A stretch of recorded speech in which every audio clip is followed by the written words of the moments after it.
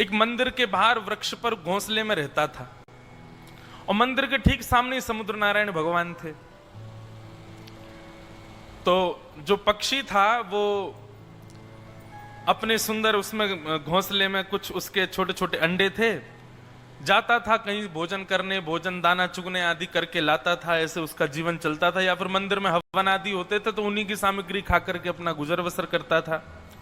पर वो मंदिर में ही उसका जन्म से लेकर के अभी तक पूरा जीवन, और उसके बालकों का भी जो अंडे में आए हैं वो सब भी वहीं मंदिर परिसर में ही रहे। तो इस भाव से वो थोड़ा धार्मिक प्रवृत्ति का था पक्षी। तो एक बार समुद्र में इतना जोर से ज्वार भाटा आया कि समुद्र की लहरें मंदिर तक चली गईं और इतनी ऊंचे स्तर पर पहुंच गईं कि वो वृक्ष पर जो घोंसला था उसको बहा करके ले गए। पक्षी कहीं गया हुआ था लेकिन उसके अंडे बह गए।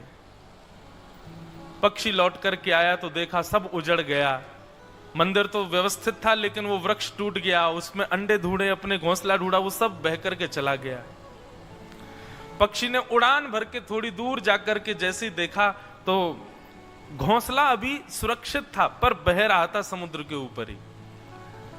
तो पक्षी ने जाकर के किनारे पर खड़े होकर के समुद्र नारायण भगवान से प्रार्थना की, हे समुद्र नारायण भगवान, मैंने आपका कुछ अनहित नहीं किया, कभी मैंने आपका कभी कुछ बिगाड़ा नहीं है, आप भी मेरा अनहित नहीं करना चाहते। ये तो प्राकृतिक आपके अंदर ज्वार आया जो आप मेरे घोंसले को ले गए हैं, पर मैं आपसे प्रार्थना करना चाहता हूं, मेरे बालक निर्दोष हैं जिनको आप ले गए हो, उनका भी जन्म भी नहीं हुआ है। आप साक्षात नारायण के स्वरूप हो, आप पूर्ण योग्य हो, आप मेरे घोंसले को मुझे वापस कर सकते हो, इसलिए कृपा करके इस छोटे से जीव की इस बात को मान लीजिए, मेरे घोंसले को मुझे वापस कर दीजिए। पक्षी की उस बात को सुनकर के अब समुद्र नारायण को तो कितना भी कोई कुछ कहे वो किसी की सुनते थोड़े ही हैं, वो तो अथाह हैं।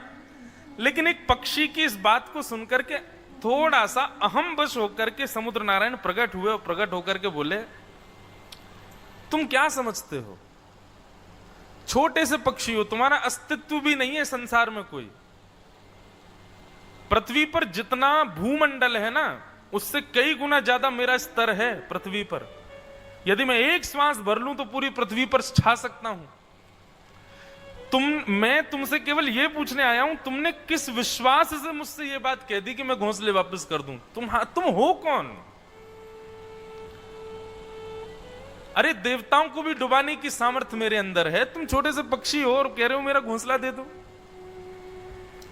मुझे बस तुम्हारा ये जो विश्वास था ना बोलने में, इसको देखने के लिए मैं आया हूं कि तुम ऐसे किस विश्वास से कह सकते हो कि मैं तुम्हारे घोंसले वापस करूं।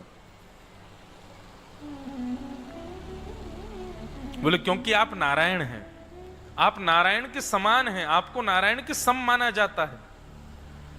जरूरी नहीं है कि नारायण भगवान ही कुछ कहेंगे, राम बनकर के आएंगे तभी आप मार्ग प्रदान करोगे। एक छोटे पक्षी की भी तो कोई अस्तित्व होता है। मैं बस प्रार्थना कर रहा हूं मेरे घोंसले दे दो।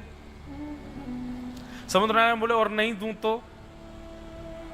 बोले नहीं दोगे तो मैं अपनी चोंच में आपके जल को भर भर के किसी और स्थान पर फेंक दूंगा और आपको सुखा दूंगा। ये सुनकर के तो समुद्र नारायण भगवान और जोर से हंसे। बोले तुम अपनी चोंच में भर के मुझको सुखाओगे?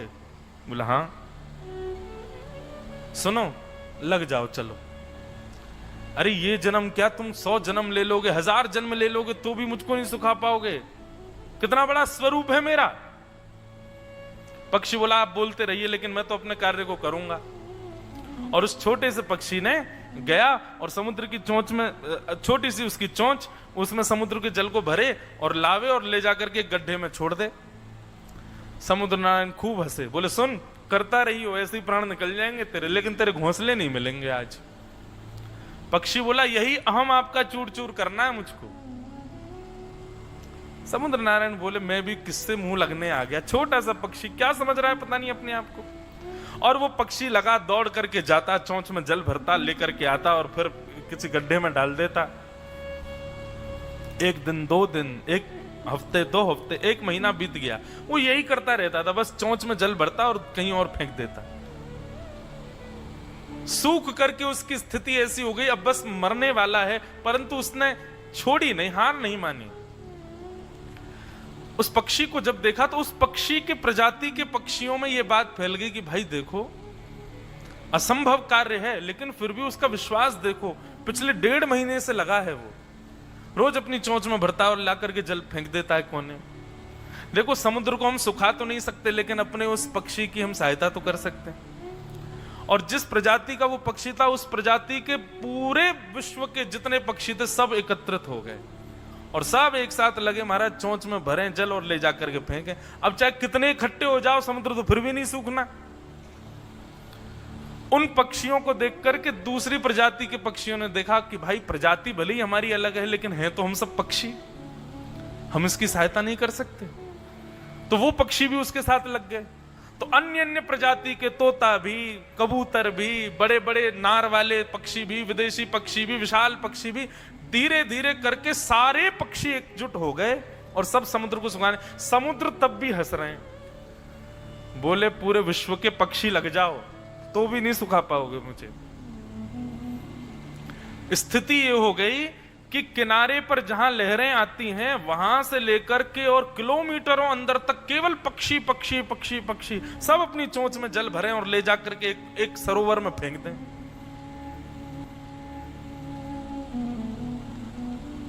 समुद्र को सुखाने की सामर्थ्य किसी में नहीं है, परंतु जब इतनी बड़ी प्रलय, इतना बड़ा प्रकल्प कहीं चल रहा था, नारद जी महाराज ऊपर विचरण कर रहे थे, तभी नारद जी ने आकाश से देखा, बोले इतने पक्षी ये सब कर क्या रहे हैं, पूरे विश्व भर में पक्षी है ही नहीं, बस एक ही जगह सारे पक्षी आ गए। नीचे जाकर के देखा तो सारे पक्षी चोंच में भर भर के समुद्र जल फेंक रहे हैं। बोले ये क्या कर रहे हैं, ये क्या पागलपन है, समुद्र को कहां मुंह में भर भर के कहां ले जा रहे हैं। किसी एक से पूछा तो उसने पूरा वृत्तांत बताया। बोले हमारे एक छोटे पक्षी ने संकल्प लिया है कि वो समुद्र के अहंकार को दूर करेगा। ठीक है, उसके घोंसले वापस ना मिले, लेकिन समुद्र का अहंकार दूर होना चाहिए। ये छोटे बड़े का भेद आया कैसे इसमें?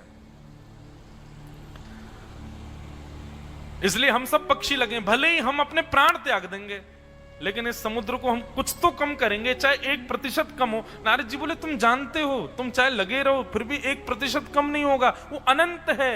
बोले यहाँ गरुण जी महाराज बोले क्या हो गया? तब नारद जी ने पूरा वृत्तांत बताया। बोले तो ये लोग पागल हैं, क्या कर क्या रहे हैं, समुद्र कैसे सूख जाएगा? बोले जिनको तुम अपनी कमर पर बिठा करके चलते हो, कर्तुम अन्यथा कर्तुम समर्थ ईश्वर, वो सब करने में समर्थ है।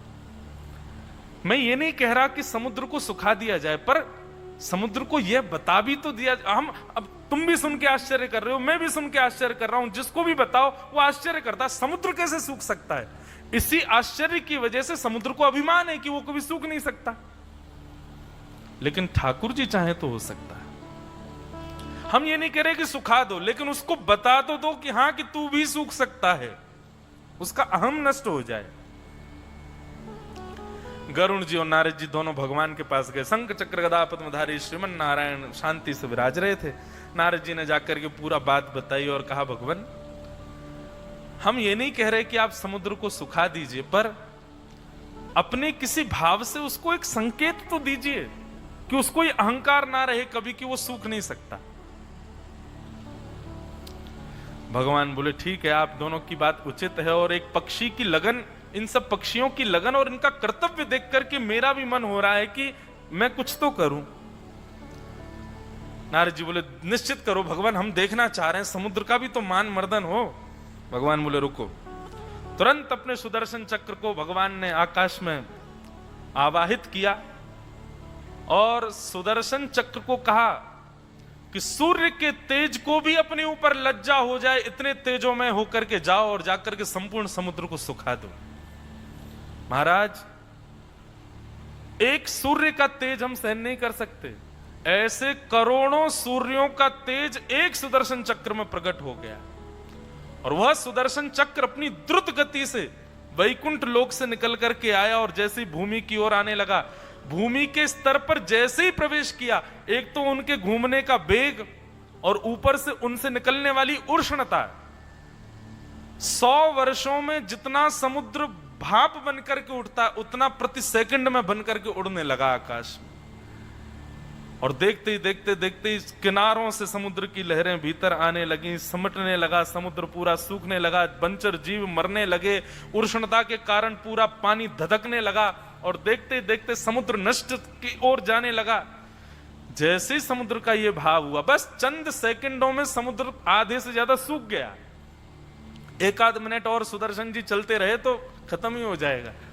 इतने में ही समुद्र नारायण प्रकट हो गए और प्रकट होकर के सुदर्शन जी के आगे हाथ जोड़ा, बोले भगवान क्या कर रहे हो, मैं नष्ट हो जाऊंगा, खत्म हो जाऊंगा, पृथ्वी पर प्रलय आ जाएगा। भगवान प्रकट हो गए और प्रकट होकर के कहा, कभी भी ये अभिमान मत करना कि तुमको कोई सुखा नहीं सकता। उन पक्षियों के कर्तव्य से प्रसन्न होकर के, अपने कर्म में लगे रहने से प्रसन्न होकर के मैंने ही सुदर्शन जी को आज्ञा दी थी कि जाओ जाकर के समुद्र को सुखा दीजिए।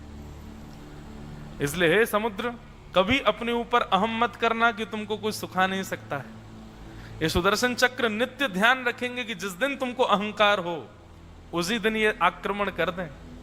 और सुनो, वो पक्षी जिसके घोंसले को तुम ले आए थे, बोले भगवान आप कैसी बात कर रहे हैं, मेरे ज्वार भाटा में ना जाने कितनी वस्तुएं आती हैं, मैं सबको वापस कराने थोड़े। बोले सबको मत करो, पर अब उस पक्षी को जरूर वापस करो, ये मेरी इच्छा है। और समुद्र समतल हो गया। समुद्र नारायण भगवान उस पक्षी के घोंसले को लेकर के साक्षात प्रकट हुए और प्रकट होकर के उस पक्षी के सन्मुख जाकर के रख दिया। बोले आप जीते, मैं हार गया भगवान। आपकी कर्तव्य निष्ठता और आपका विश्वास अपने कर्म के प्रति, उससे ठाकुर जी प्रसन्न हो गए और ठाकुर जी ने मेरे स्तर को ही कम कर दिया। तो इस प्रकार एक कथा आती है। ये कथा अपने कर्तव्य और अपने विश्वास को कभी ना डगमगाने की प्रेरणा देने वाली कथा है। ठाकुर जी ये विचार नहीं करते कि कोई व्यक्ति श्रेष्ठ बन गया है अब वो श्रेष्ठ ही बना रहे, नहीं।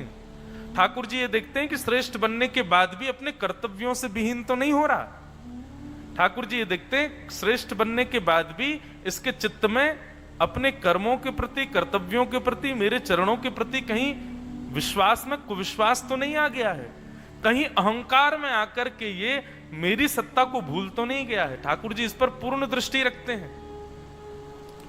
इसलिए भैया संसार में कुछ भी बन जाओ, पर सदैव याद रखना एक दिन थोड़े तो फिसलोगे, और ये फिसलना सबके जीवन में होता है। ये भी निश्चित रखिए, याद रखिए और गांठ बांध लीजिए जीवन में।